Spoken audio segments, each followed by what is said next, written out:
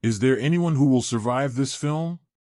With a title like You're All Gonna Die, you may assume going into this film that the main characters won't survive to see the credits.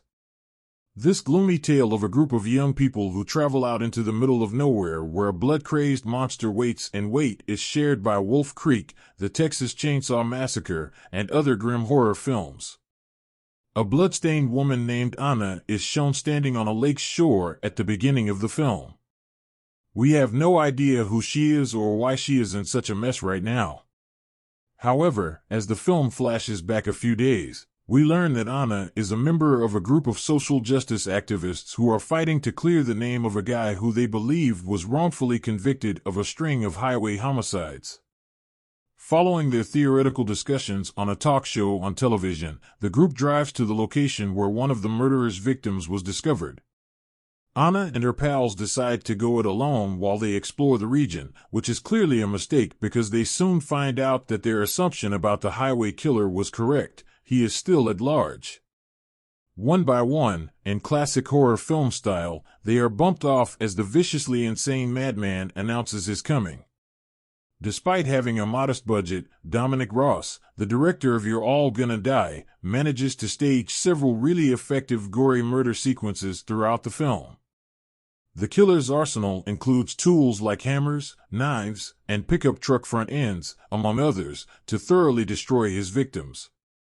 In one especially graphic death, a poor man has a portion of his head severed, with truly amazing special effects.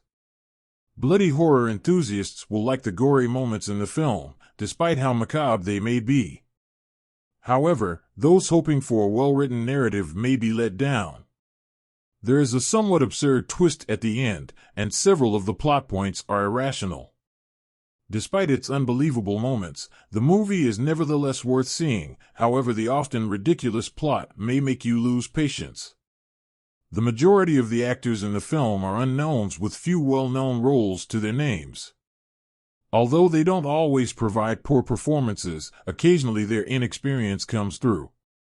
The film also lacks the best work from the more well-known cast members, like Richard Tyson, Black Hawk Down, Lori Petty, Tank Girl, and an uncredited Martin Donovan, Tenet.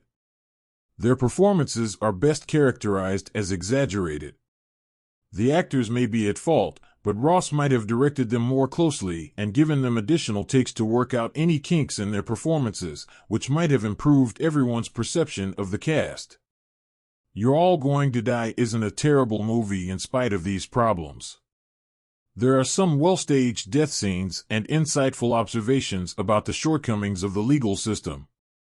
Therefore, if you lower your expectations before paying for the rental, it's still worth seeing even though the movie has a few story devices and lacks originality.